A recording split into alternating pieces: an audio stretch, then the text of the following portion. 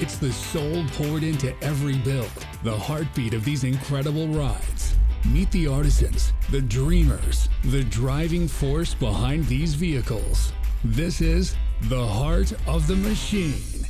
I'm a Ford man through and through. My grandfather was a Ford man, my dad was, and I am as well. Everything I own is Ford, and everything I own is blue. It's a 1956 F-250 Ford. Bought this truck from a farmer's field in 1994 for $350. Took about 18 years to restore. The uniqueness of the truck is we call it an F-175. And the reason for that is the truck started as a 1956 F-250, but we used the parts from a 1955 F-100. So halfway between 250 and 100 is 175. So we call it a 1956 F-175, and we don't believe that Ford ever built an F-175.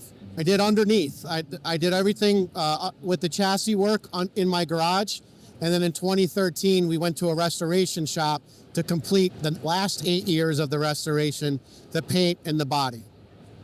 We knew when we were done because what happened is when we finished in 2021, the engine that was in there is not the engine that's in there today. So we did a part 2, and we started to build the Boss 9 engine at the end of 2021, and we waited 18 months to receive the stack fuel injection that's in there. So it took another 2 years to finish the engine, and we finished last year in 2024. So to me, now the truck is done. That the engine was the final piece to making it what I want to call complete. It's not a hobby, it's a journey.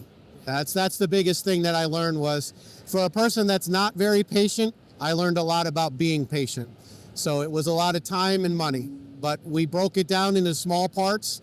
Each year I would buy one part. One year I'd buy the transmission, the next year the engine, the next year the front end, the next year the rear end.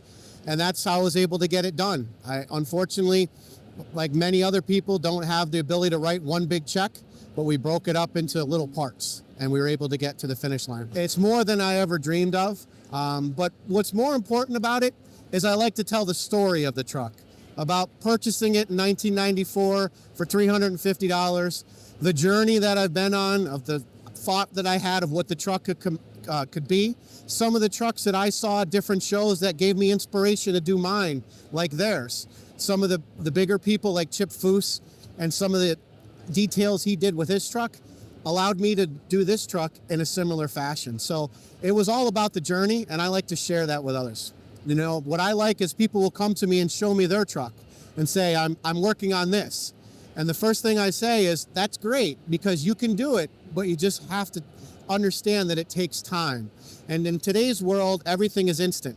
Everything is instantaneous. We see TV shows where cars are done in a week, 2 months, 6 months. In the real world, that doesn't happen. But if you put your mind to it and you're patient enough, you can get to where you need to go. The Heart of the Machine. This is a production of the Socially Good TV Network